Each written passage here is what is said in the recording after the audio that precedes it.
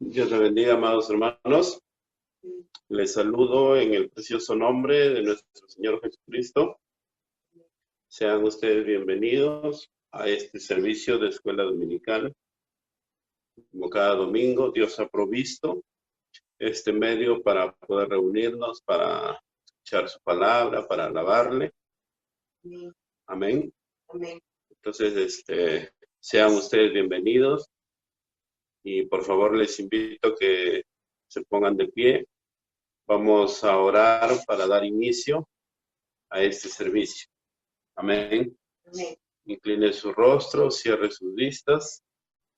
Amado Padre Celestial, Señor Jesucristo, en esta hora, Señor, te damos gracias, primeramente por un día más de vida, Señor, por el aire que respiramos, por el milagro que haces en nosotros, Padre. Si hoy estamos parados acá, nada más es por tu infinita misericordia y por su gracia, Padre, que tiene para con nosotros, Señor. Padre, en esta hora te invitamos para que tú seas, Señor, tomando control de este servicio, Padre. Tú seas tomando control de nuestro hermano que va a cantar las alabanzas. Tú seas tomando control, Padre, del hermano que va a traer la palabra, Señor. Padre, bendícelos, ayúdanos, Padre. Te lo pedimos, Señor, en el santo y precioso nombre de nuestro Señor Jesucristo. Amén. Amén. ¿Pueden tomar asiento, hermanos? Hermanos, vamos a entonar allí un buen amigo.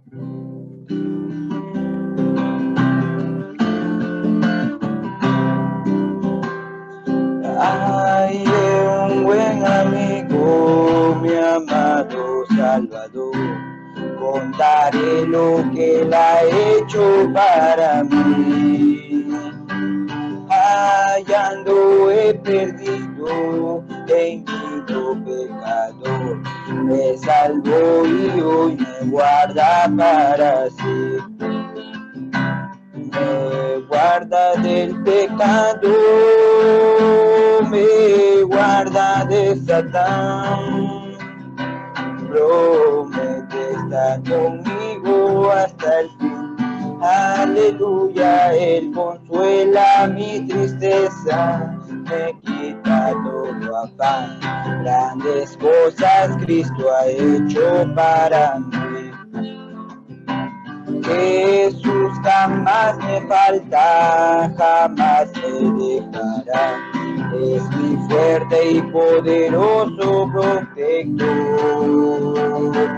Del mundo me separo y de la vanidad para consagrar mi vida al Señor. Si el mundo me persigue, si sufro tentación, confiando en Cristo puedo resistir. Aleluya, la victoria me asegura y elevo mi canción. Grandes cosas Cristo ha hecho para mí. Yo sé que Jesucristo muy pronto volverá. Entre tanto me prepara un hogar. En la casa de mi Padre, mansión de luz y paz. Yo el creyente que con él ha de morar.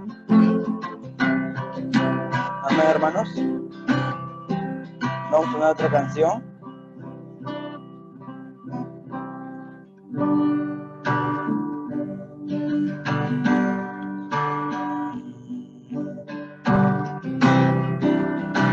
Al Señor yo le quiero servir, porque Él sé que Él me puede salvar, pues promete llevarme a vivir, donde siempre le pueda mirar. He peleado la batalla, oh Señor,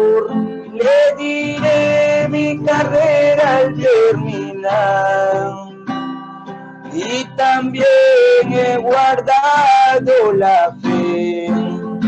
Solo espero me vengas a llevar con aquellos que no tienen fe.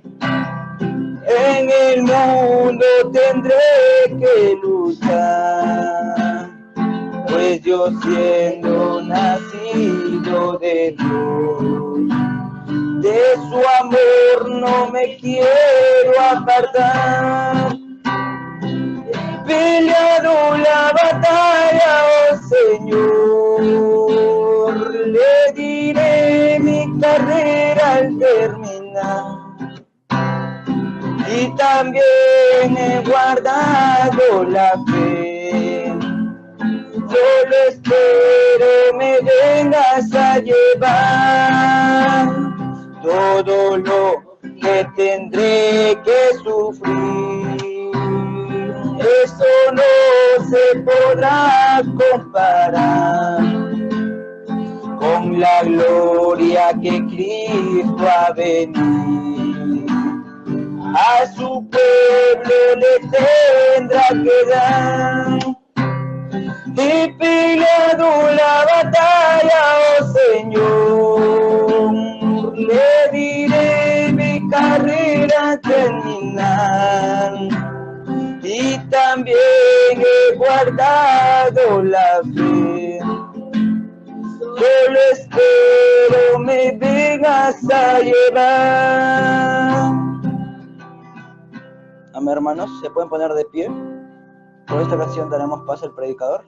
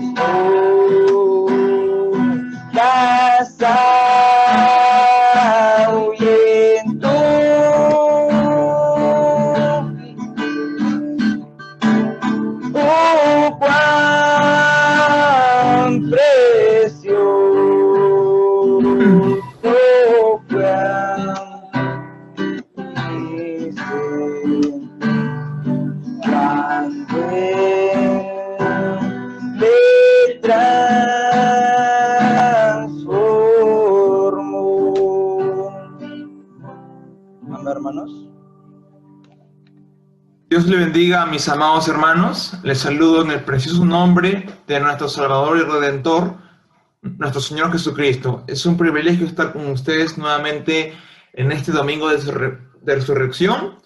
Quiero agradecer a nuestro pastor Jorge Cabarrossi por darme la oportunidad de dirigirme a todos ustedes, nuestra familia en Cristo Jesús. Por favor, ruego que vayamos todos juntos a nuestras Biblias. Vamos a ir a la carta de Primera de Tesalonicenses, capítulo 5, el verso 23. Vuelvo a repetir, Primera de Tesalonicenses, capítulo 5, verso 23. Y si por favor me habilitan para poder compartir la pantalla. Primera de Tesalonicenses, capítulo 5, verso 23. Para leer la palabra, hermanos, vamos a rogar ponernos de pie.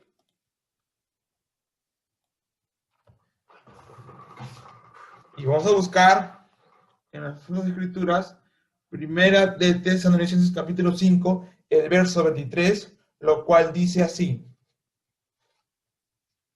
y el mismo Dios de paz os santifique por completo, y todo vuestro ser, espíritu, alma y cuerpo sea guardado irreprensible para la venida de nuestro Señor Jesucristo. Otra escritura, Éxodo, el capítulo 25, el verso 9. Éxodo, capítulo 25, verso 9. Dice así la palabra del Señor: conforme a todo lo que yo te mostraré, el diseño del tabernáculo y el diseño de todos sus utensilios, así lo haréis. Vamos a inclinar nuestros rostros reverentemente. Padre Celestial, gracias, Señor, por darnos la oportunidad y el privilegio de estar una vez más reunidos, Señor, sabiendo que donde están 2 o 3 reunidos en tu nombre, en medio de ellos está, Señor. Padre, ayúdame en esta mañana a dirigirme a tu grey. Señor, yo sé que no puedes hacer nada sin el hombre, Señor, ni el hombre puede hacer nada sin ti, Señor. Pero Padre, en esta mañana te imploro que seas tú ungiendo mis labios, perdonando cualquier incomodidad, cualquier error que haya cometido, Señor. Ayúdame, Padre, me consagro a ti para que me dirija a tu santo pueblo, Señor, y darle a ellos también una percepción profética y que ellos escuchen tu bendita palabra. Y eso es lo único que nos va a llenar, Señor. Eso es lo que nos va a consolar, eso nos va a limpiar, nos va a redargullir, Señor. Ayúdame, Padre. Llénanos, Señor, en el nombre de nuestro Señor Jesucristo. Amén y amén. Amados hermanos, Dios le bendiga. Estoy muy contento de estar en esta mañana con todos ustedes. Vamos a llevar a cabo el tema el Espíritu Santo, el cual nuestro pastor Jorge Cabarrossi me encomendó bajo la inspiración del Espíritu Santo en llevar a cabo este tema. Y este es el número 2, el Espíritu Santo. Y hemos estado, en el anterior tema tocamos como subtítulo el tabernáculo, pero en esta ocasión quiero darle como título el templo de Dios. Hemos leído primera de Tesalonicenses capítulo 5, el verso 23, y el mismo de Dios de paz os santifique por completo, y todo vuestro ser, espíritu, alma y cuerpo sea guardado irreprensible para la venida de nuestro Señor Jesucristo. Y como segundo verso leímos Éxodo capítulo 25, el verso 9, este libro, el segundo libro que escribió el Espíritu Santo a través de su ungido llamado Moisés. Y en el verso 9 dice: conforme a todo lo que yo te muestre, el diseño del tabernáculo, escuche bien, el diseño del tabernáculo y el diseño de todos sus utensilios, así lo haréis. Quiero que usted recalque esta palabra diseño y tabernáculo, porque Dios demandó esta arquitectura. Hubo un diseño, y el diseño lo vemos a continuación plasmado aquí. Hemos leído como base el capítulo de Éxodo, el capítulo 25 del libro de Éxodo, y como la anterior vez, vamos a hacer un pequeño repaso. Este es el tabernáculo, este era el diseño que Dios se lo mostró a Moisés. Y conforme a ese diseño, él tenía que construirlo, él tenía que edificarlo, y así fue. Vimos 3 compartimentos: el atrio, el lugar santo y el lugar santísimo. En la anterior vez recalcamos y repetimos en muchas ocasiones que el atrio era la justificación, el lugar santo era la santificación y el lugar santísimo era el bautismo del Espíritu Santo. También era una representación de que el atrio era el cuerpo, el lugar santo era el espíritu y el lugar santísimo, que habitaba la gloria shekinah de Dios, representaba el alma. También alrededor de este campamento, de este tabernáculo, estaban las tribus de Judá. Estaban las 12 tribus de Judá conformadas por Manasés, Efraín, Simeón, Rubén, Gad, Isaacar, Judá, Zabulón, Neftalí, Dan y Aser. Y cada una, tanto mirando al oeste, al sur, al norte y al este, tenía una representación, tenía un guardián, un ser viviente. El primero representado como el león de la tribu de Judá, El segundo era conocido como el águila, Dan. El segundo era el buey. El tercero era el hombre y el cuarto era el águila, que estaba al norte. Hay un mensaje predicado por el profeta titulado Volveos al norte. Y ahí él habla que el norte, hermanos, es la palabra. Entonces él nos demanda que nosotros regresemos a la palabra. Si en esta mañana estamos acá, estamos con un mensaje de restauración que nos demanda a que nosotros regresemos a la palabra. Qué importante es regresar, es remediar. Dice el hermano Branham que regresar es volver a empezar. Es como dar una vuelta a la esquina, pero algo total. Entonces, este mensaje nos presenta también bajo una tipología de que el plan de Dios era morar, era buscar un lugar donde vivir, donde morar, donde lidiar con él y el individuo, donde él hacerse uno con el hombre. Y bajo ese tabernáculo que Dios le mandó a hacer a Moisés, ahí entraba solamente una vez al año un sacerdote que tenía que venir de la tribu de Judá. Y en esa ocasión, el primer sacerdote que fue elegido fue Aarón, que era conocido también como un profeta. Cuando Dios comisionó a Moisés, hermanos, le dijo, tú serás Dios y Aarón será tu profeta. Él va a hablar por ti. Y ahí estaba Aarón. Él venía de la tribu de Leví. Había sido elegido y él era el que tenía la potestad y autoridad de entrar a ese lugar santísimo una vez al año. La vara de Aarón reverdeció. Esa fue la señal de que él fue comisionado para ejercer esa obra en el ministerio. Mencioné a los 4 seres vivientes y vimos también en la primera ocasión que estaban alrededor y toda la tribu formaba una cruz. ¡Qué hermoso!, ¿no? La tipología, hermanos. Todo el Antiguo Testamento apuntaba al ungido, a la suprema deidad, el Señor Jesús Cristo, que iba a venir, iba a decir su última palabra en la cruz, consumado es. Y toda la sombra del Antiguo Testamento apuntaba al Nuevo Testamento, apuntaba a la cruz, que algún día iba a venir ese Redentor. También vimos los 3 compartimentos y los desglosamos.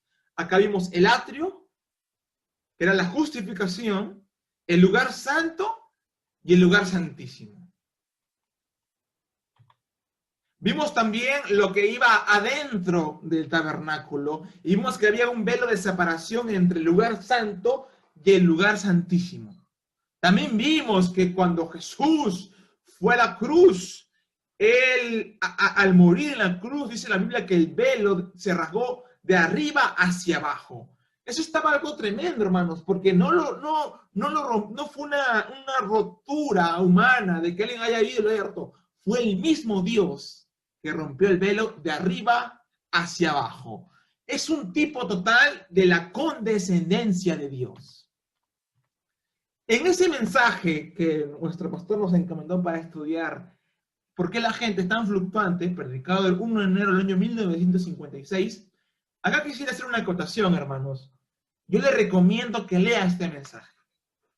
Es un mensaje muy rico, de mucha vitamina, que va a abrir el panorama, va a abrir nuestra revelación de poder ver las cosas. Porque cuando la palabra ver es entender. Para que usted pueda entender, hermanos, tiene que meterse, tiene que sumergirse en la revelación. Y es cierto, la revelación ya ha sido dada, hermanos.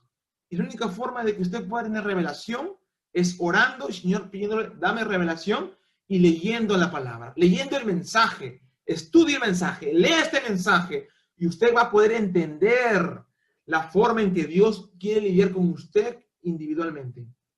Vimos bajo la tipología y ahora dice, ¿cuál fue la primera cosa? Los atrios representaron justificación. Afuera allí era donde la gente entraba, todo Israel. Ningún otro sino un israelita circuncidado. En otras palabras, tenía que ser un creyente.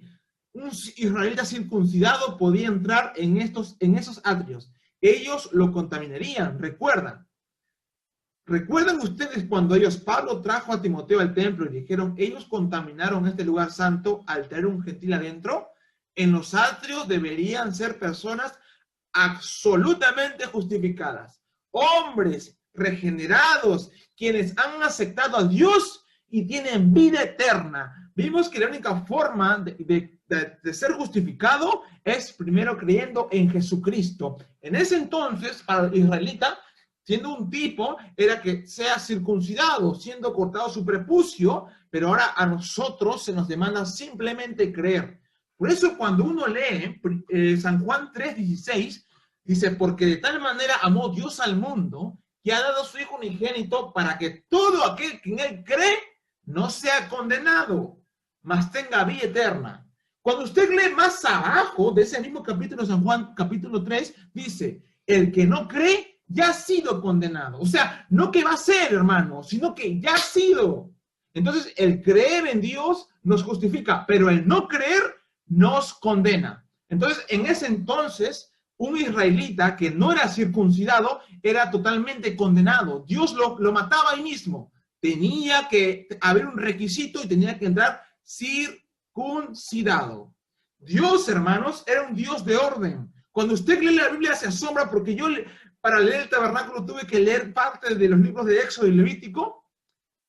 Fíjese que los hijos de Aarón se equivocaron o tal vez se olvidaron de colocar la clase de cimiento, la clase de aderezo para el fuego. Se equivocaron y Dios los mató. Dios levantó al hijo menor de Aarón llamado Eliezer para continuar con el ministerio. Pero antes de eso, Aarón tenía 2 hijos y se equivocaron de colocar el material correcto que Dios había demandado. Es un poco tedioso, era un Dios bajo la ley, pero también estaba la gracia dentro, pero era una sombra, hermanos, para que no, porque hay una manera provista por Dios para acercarse a Él, y es creyendo. Primero creer, y somos justificados mediante la fe, porque el justo por la fe vivirá. No obstante, hay que seguir avanzando. Dice acá el profeta, en los atrios deberían ser personas absolutamente justificadas, hombres y mujeres regenerados, quienes han aceptado a Dios y tienen vida eterna. El que oye mi palabra y crea que me envió, tiene vida eterna. Morando en ellos, deberían ser eso para estar en el atrio. Aquí está, justificación, santificación y el bautismo del Espíritu Santo como una sombra de los bienes venideros.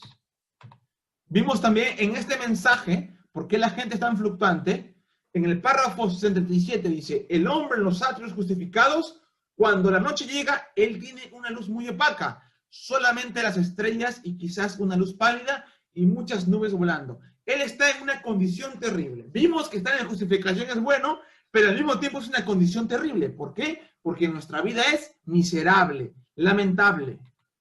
En el párrafo 78, pero el hombre aquí en el altar, o sea, el lugar santo, el que se mantiene bajo consagración, y dice, Señor, yo voy a vivir cerca a tu lado. Señor, estoy cansado de esta vida pecaminosa, estoy cansado de tomar, estoy cansado de mentir, estoy cansado de robar. No obstante, yo creo en ti, pero estoy cansado de esto. Entonces, él quiere avanzar, él quiere santificarse. Yo soy el diácono de la iglesia, yo soy un ujier. Señor, yo quiero pararme en la puerta, pero sé que mi vida no cuadra con tu palabra, pero Padre, santifícame. Y él va avanzando. Y dice, yo soy diácono en la iglesia y alguna otra cosa. Yo voy a vivir bien para mi prójimo. Yo voy a procurar lo mejor que puedo para mejorarme, Señor. Bueno, él está viviendo en una mejor luz. Su luz rara vez se apaga, pero ellas se humean y tienen que encenderse de la una a la otra. Es bueno hallar la santificación, es bueno desearla, pero también es una luz que rara vez se apaga, pero tenemos que seguir procediendo. Pero el hombre, en el párrafo 79, mire, en el párrafo 79, fíjese, pero el hombre que camina más allá de eso y entra cuando el mundo queda fuera al caer el velo alrededor de él, bajo la unión de las alas del querubín, la gran gloria Shekinah estaba suspendida allí debajo, nunca se opacaba, ella nunca se apaga. ¿Ve? 3 compartimentos que nos dan una diferente definición. Uno me justifica, pero estoy en una condición terrible. En el otro, estoy tratando de vivir una vida digna y cristiana, pero necesito mejorar. Mi luz en cualquier momento se va a apagar. Y tiene que encenderse la una con la otra. ¿Qué quiere decir? Tengo que buscar aceite de mi hermano. tengo que buscar compañerismo, aún soy dependiente de mi prójimo, aún soy dependiente de mi hermano. Eso es bueno, pero no debería ser así, porque estamos llamados a tener una relación individual con el Señor Jesucristo. En otras palabras, usted tiene que entrar a la gloria Shekinah para totalmente depender de Jesucristo, y ahí bajo ese entorno, hermano, usted ya no va a estar dependiendo de su prójimo, usted va a ayudar al prójimo, va a ser un intercesor, usted va a abogar, porque así como Jesucristo es nuestro abogado, usted también se pone en la brecha por su prójimo, por su familia, por el que lo odia, por el vecino quien le saluda, usted se pone en la brecha. ¿Y sabe qué dice? Padre, perdónalos porque no saben lo que hacen. Pero eso es para el individuo. Eso demuestra cuando uno ya está en la gloria Shekinah. Ha recibido el bautismo del Espíritu Santo. Ahí está. Justificación, santificación, el bautismo del Espíritu Santo. Vemos a los tres clases de creyentes, pero el genuino, todo genuino pasa por estas tres etapas de la gracia y anhela, hermano, anhela irse en el rapto y se está rindiendo, se está vistiendo con la palabra, que es el vestido. Este es el vestido, la palabra. En este mensaje, en párrafo 63, ahora bien, después que dejaban el segundo atrio, santificación, entraban en esta vida consagrada, entraban en la presencia de Dios, y mientras estaban allí adentro, allí es donde tenían todas estas cosas gloriosas. Aquí está un tipo muy hermoso, que cualquier cosa muerta que entraba, vivía otra vez. La vara de Aarón entró, hermanos, una vara normal, y reverdeció. Trajo vida. Era entrar en la presencia de Dios. En el párrafo 64, escuchen, usted fue creado para ser un hijo de Dios. Puede que usted ande de aquí para allá, sea respetado y honrado aquí en el atrio, o sea en justificación, pero si usted alguna vez entra en ese glorioso lugar y se esconde con Dios, usted producirá lo que usted está supuesto a hacer. Tome un pecador alejado de Dios, sin esperanza, sin Cristo, y póngalo en la presencia de Dios. En este glorioso tabernáculo, allá adentro, Él producirá fruto del Espíritu Santo, amor, gozo, paz y paciencia. O sea, nuestra vida va a demostrar que si realmente nosotros hemos tenido una experiencia con Jesucristo. Y aquí es donde nos estrechamos, porque, hermanos, cuando uno entra a ese lugar, tiene que permanecer. Y esa es la clave. Una vez prediqué una serie permaneciendo, y esa es la clave, porque la palabra dice, si permanecéis en mí, mis palabras permanecen en vosotros, pedid todo lo que quisiereis, y os será hecho. Eso es una condicional, pero para poder pedir, hermanos, hay que permanecer en ese lugar santísimo, la gloria Shekinah, que es representado bajo el bautismo del Espíritu Santo. Qué importante es el Espíritu Santo. Es importante. El hermano Brown dice que es la cosa más importante. Disculpe, el Espíritu Santo dice que es la cosa más importante del mundo. Tremendo. Si tan solo Dios esta palabra nos cortaría, nos reverbería, hermanos, correríamos. Nos apresuraríamos a buscar el Espíritu Santo. Toda vida cristiana depende de tener el Espíritu Santo. Sin el Espíritu Santo, hermanos, no la hacemos. Sin el Espíritu Santo no nos vamos en el rapto. Sin la obra del Espíritu Santo no nacemos de nuevo. El Espíritu Santo es la vida de Dios, es el germen de Dios que se quiere hacer uno en nosotros. Ahora acá viene el tema que Dios me llevó a cabo llevarlo, el subtema, el templo de Dios. Ahora, si se fijan, Salomón nunca varió ni un poquito del patrón que Moisés vio en el cielo. Ojo, este tabernáculo que hemos visto, este tabernáculo, Moisés lo vio en el cielo. Este era el diseño, Dios se lo demostró. Y acá el hermano Branham está diciendo, que Moisés vio en el cielo, estando sobre el monte Sinaí. Cuando Moisés regresó de su visión, él fijó la tienda y la hizo exactamente como a él la vio en el cielo. Y cuando Salomón edificó el templo, él lo hizo exactamente de la manera que él lo vio en el patrón. Hay un patrón, el tipo. Moisés fijó la tienda para un tipo perpetuo, debido a que fue movida de lugar en lugar. Empero Salomón hizo el tabernáculo exactamente conforme Moisés lo había visto en el cielo. Mira, hermano, vamos a las imágenes. Este es el tabernáculo que Moisés edificó. Por favor, concéntrese. Este fue el tabernáculo que Dios le mostró a Moisés el diseño y Moisés lo plasmó. Ahora, este tabernáculo, porque Israel estaba en una tierra y luego se estaba moviendo hacia la tierra prometida. Y cada vez que Israel se movía de un campamento hacia otro, de un lugar hacia otro, el hermano Branham ahí está mencionando entre líneas que ellos desarmaban todo el campamento porque era una tienda, como estamos viendo en la imagen a continuación, era una tienda y tenían que desarmarla. Y el lugar que ellos se dirigían y recién se sentaban, nuevamente volvían a armar el tabernáculo. Pero Dios levantó a Salomón para edificar el tabernáculo que Dios le había mostrado a Moisés, porque Moisés tenía el plano. Y acá miren lo que dice el profeta. Salomón hizo el tabernáculo exactamente conforme Moisés lo había visto en el cielo. Todo se armó y se puso en orden exactamente. Fíjense, el tabernáculo de Moisés, pero este era el plan. Este era el tabernáculo que ya al ungido llamado Salomón le tocó construirlo. Ahora, ¿quién era Salomón? Era el hijo del rey David, otro ungido que fue rey a los 30 años, así como Jesús empezó su ministerio a los 30 años, el rey David fue rey a los 30 años, un tipo de Cristo, un ungido, hermanos. Y este ungido que amaba tanto a Dios conforme a su corazón, es algo tremendo, porque cuando el profeta Samuel llega a ver a Isaí, inclusive Samuel pensó que el ungido iba a ser el mayor hijo de Isaí y los demás porque era bello y hermoso. Y Dios le dijo a Samuel, el hombre ve conforme a lo exterior, mas Jehová, Dios, ve el interior, ve el corazón del hombre. Y en ese entonces el rey David, un jovencito pastorcito de color rubio, era ese ungido. Él amaba a Dios, pero era un hombre de guerra. Él estaba un día meditando y dijo, mi Señor no tiene un lugar donde morar, no tiene un templo, yo le voy a hacer.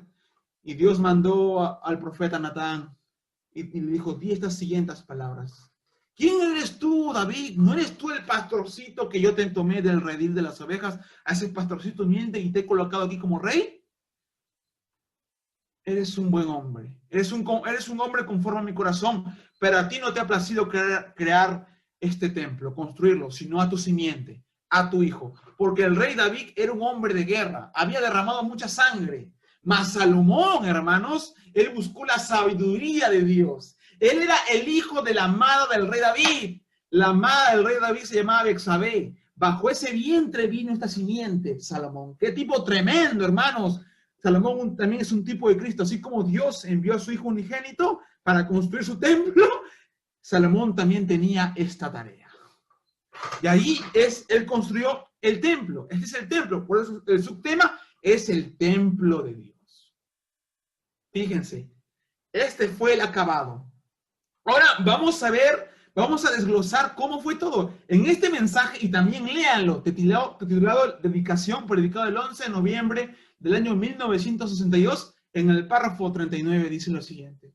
Ahora, si ustedes leen Primera de Reyes, ustedes encontrarán allí que Salomón empezó de joven a edificar este templo, que se le había prometido a su padre, por Dios, que él lo edificaría. ¿Quién era su padre? El rey David. ¿Ven ustedes? Él se mantiene en línea con las escrituras y las promesas. Ahora, eso es lo que nosotros siempre debemos de hacer para tener éxito. Mire, hermano, fíjese, es mantenernos en línea con las promesas de Dios. ¿Quiere tener éxito? mantengámonos en línea con las promesas de Dios. No importa si pareciera mejor hacerlo de esta manera o de aquella manera. Manténganse en línea con las Escrituras. Y Salomón sabía que Dios le había prometido a su padre, David, que él edificaría el templo. Qué glorioso mensaje tenemos. Fíjense el material, párrafo 40 de este mensaje. Ahora, si se fijan, el material no fue encontrado solamente en Palestina. Para hacer este templo, utilizaron materiales exclusivos, especiales, pero no estaban solamente en Palestina, no solamente estaban en Israel, simplemente porque no se encontraba allí. Él tuvo que ir al resto del mundo, el mundo conocido, para encontrar estas piezas que irían en este templo. ¡Qué hermosa aplicación es esta! Que Dios no saca su material solo de los judíos, o de los blancos únicamente, o de los morenos, rojos o negros, o de cualquier otro color que pudiera haber, o lo que fuera, o solo de los Estados Unidos únicamente, o solo de Canadá únicamente, pero Él corta sus materiales de todo el mundo. Hermanos, qué tremendo tipo. Cuando lo leí, no aguanté las lágrimas, no sabía si llorar o reír. Cuando Dios vino al mundo, Él vino primeramente a los judíos, a los suyos vino, a los suyos no le recibieron, pero Él volteó y miró a los gentiles, a nosotros. Cuando Salomón edificó este tabernáculo no solamente utilizó material de Israel, tuvo que también utilizar material gentil de otras naciones. Un tipo que Dios está edificando su tabernáculo de material gentil. Porque Dios no solamente ha muerto por los judíos, sino por los gentiles. Recuerden que los últimos seremos los primeros. ¿Quiénes son los últimos? Nosotros, los gentiles éramos los perros. Pero Dios miró a ese ladrón como cuando miró la nube en el 28 de febrero del año 1963. Le está mirando a la tierra, está mirando al pueblo gentil. ¿Qué material era ese? Ahora nos damos cuenta que los materiales, siendo cortados en su propia tierra nativa, eran peculiares al material cortado en otra tierra nativa. Y nos damos cuenta que todos ellos fueron transportados de allí por carreta y demás. Y algunos de ellos vinieron por mar, y algunos vinieron por caneta, y otros flotan hacia Jope, por balsa y demás. Y luego fueron transportados.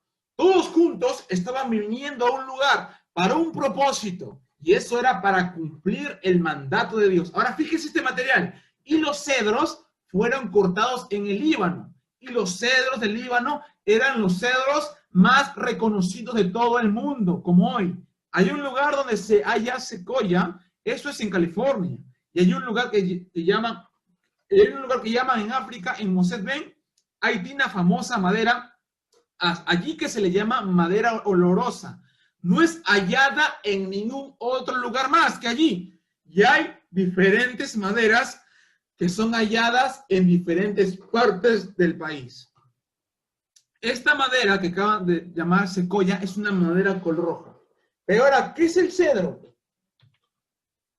Dice acá el hermano Branham. Y los cedros fueron hallados en el Líbano. Un cedro muy grande, alto, duro, porque era un país caliente. Un cedro, hermanos, es un árbol. Era un árbol para sacar una madera, y esa madera iba a ser utilizada para construir el templo hecho por Salomón. Porque era un país caliente. Entre más caliente el país, más dura se pone la madera. Mire este tipo hermoso. Entre más dura se pone la madera, entre más caliente, más dura se pone la madera. Y entre más frío el país, más blanda se pone la madera. Eso tiene una aplicación espiritual. También, frío es indiferente, blando y flotante. Pero cuando está caliente y lleno del Espíritu, se une y llega a ser útil en la mano del Maestro. ¡Qué tremendo, hermanos! Hay que mantenernos bajo el bautismo del Espíritu Santo, bajo esa unción, bajo ese fuego, para mantenernos parados, para que cuando venga la prueba, levantar la mano, levantar la bandera. Jehová Nissi, la bandera, Jehová es mi estandarte, levantar nuestras manos y el enemigo va a pasar. Pero si estamos fríos, somos blandos. Viene cualquier prueba, el diablo nos estornuda, nos desplomamos. Eso es. Es porque estamos fríos e indiferentes. ¿Y cómo nos enfriamos? Cuando dejamos de leer la Biblia, cuando dejamos de orar. La oración es muy importante. Cuando dejamos de leer. Por eso, hermanos, la única manera de permanecer es manteniéndonos con ese fuego. Recuerde, ¿qué hace que la leña, que una chimenea se mantenga encendida? ¿No es el carbón? Eso es. Este es el carbón de Dios, la oración. Hay que mantenernos para poder vencer. Miren, este es el cedro. En términos, miren lo que significa la palabra cedro. Es cedrus, produce del árabe kedrón, que significa fuerza. Los cedros constituyen una serie de coníferas estrechamente relacionadas con los pinos, abetos, alerces y demás grupos resinosos. Procede de Oriente Medio. Figura como símbolo nacional del Líbano. Líbano es un país. Es un árbol de altas montañas propio de un país tan montañoso como es Líbano. Ojo, ese país es un lugar muy montañoso. Es originaria en las montañas del Líbano, Siria y de Turquía, donde se forman grandes bosques de características propias. En Isaías capítulo 37, verso 24, comprueba la existencia de sus bosques en el Líbano. Prefiere un clima templado, pero no le teme ni al frío ni a lo caliente, pues soporta inviernos fríos, temperaturas de hasta 30 grados bajo cero y precipitaciones poco abundantes. Se debe plantar en lugares soleados y en terrenos que drenen y aunque sean secos, tengan agua en profundidad. Este árbol no era un árbol cualquiera. Está mencionado también en Salmo capítulo 1, el verso 3, y en Jeremías el capítulo 17, el verso 8.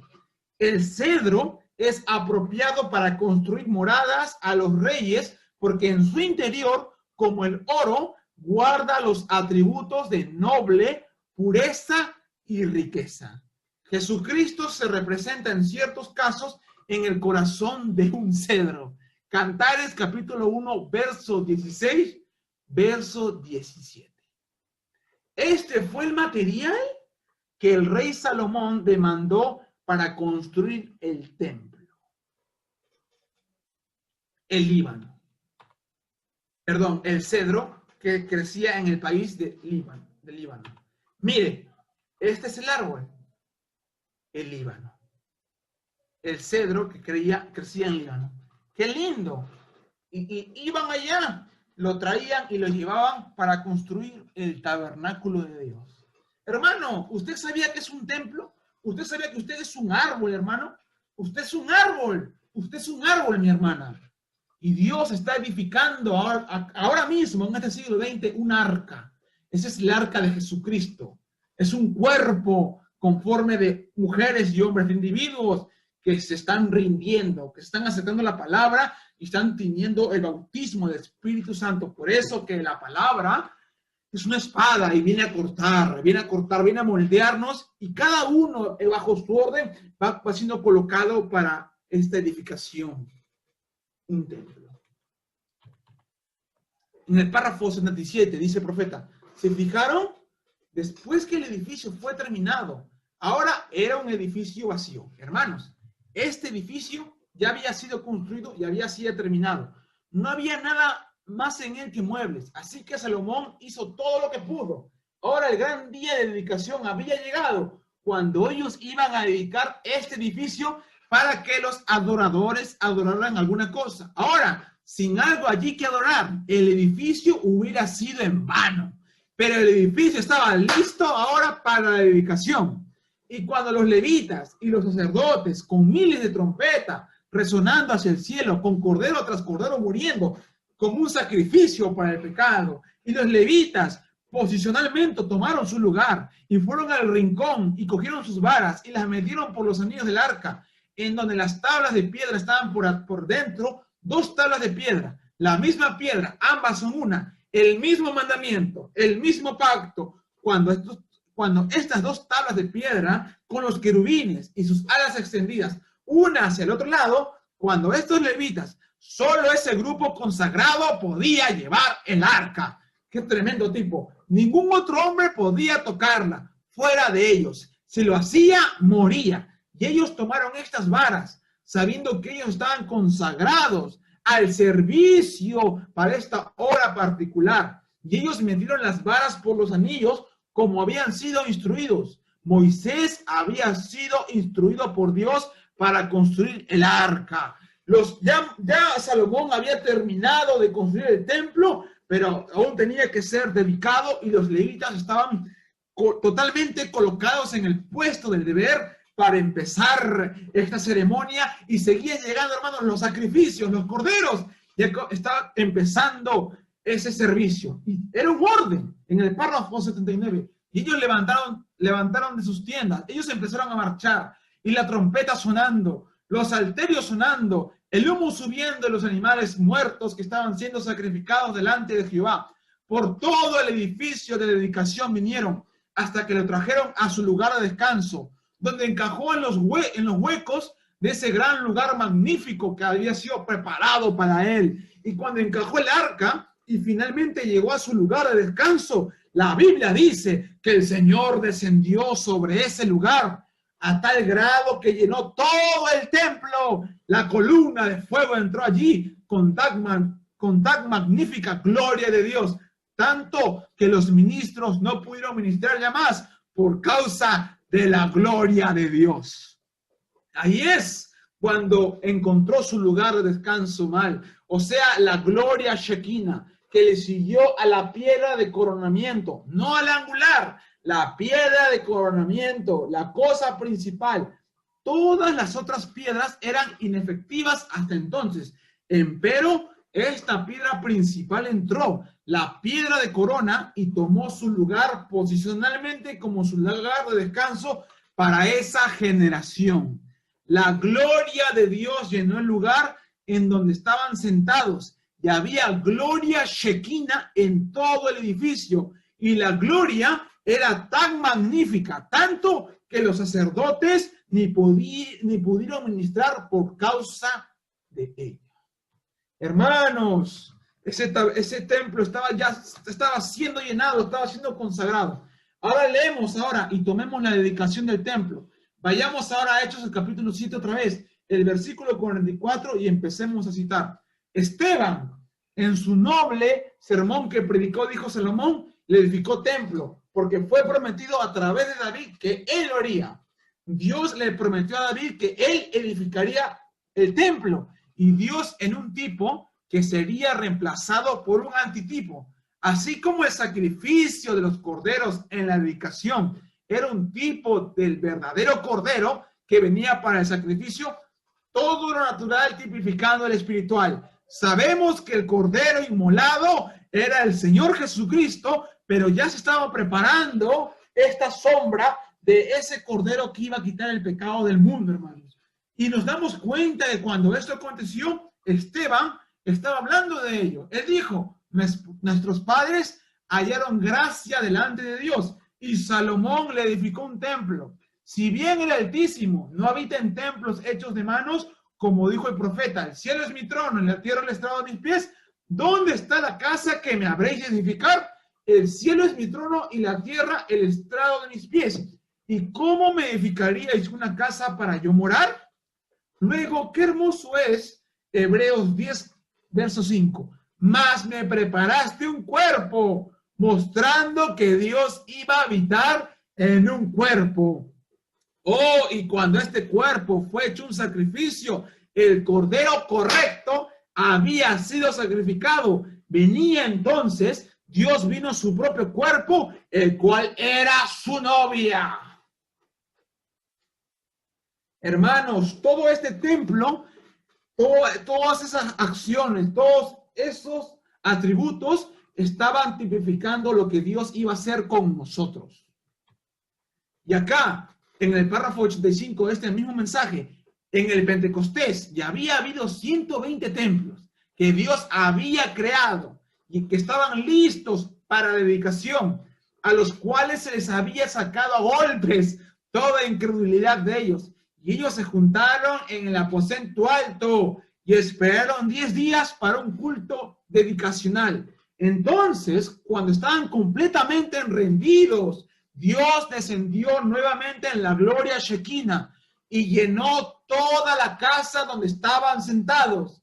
¿Qué fue lo que hizo Dios? Así como el arca que entró en sus propios huecos para el mensaje de ese día, así Dios en su propio canal, no en una denominación o en un edificio hecho de manos, sino en el corazón del hombre. Él entró en su lugar para el último día, del cual dijo el profeta Joel, y en los postreros días, dice Dios, derramaré mi Shekinah sobre toda carne, y vuestros hijos y vuestras hijas profetizarán, vuestros jóvenes verán visiones, y vuestros ancianos soñarán sueños. Dios vino a su lugar de reposo donde Él haya descanso, no un edificio, sino en el corazón de su pueblo.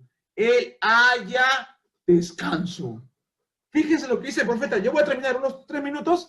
Qué lástima, qué desgracia, a qué indicación fueron traídos en ese entonces los logros humanos de Nimrod. ¿Quién era Nimrod? Era el que edificó la torre de Babel, era el que quiso llegar al cielo. Cuando Nimrod trató de edificar un edificio o una organización que llegaría al cielo, Dios lo trastornó. Llegó a ser una vergüenza. En lugar de liberar al hombre, él confundió el lenguaje del hombre.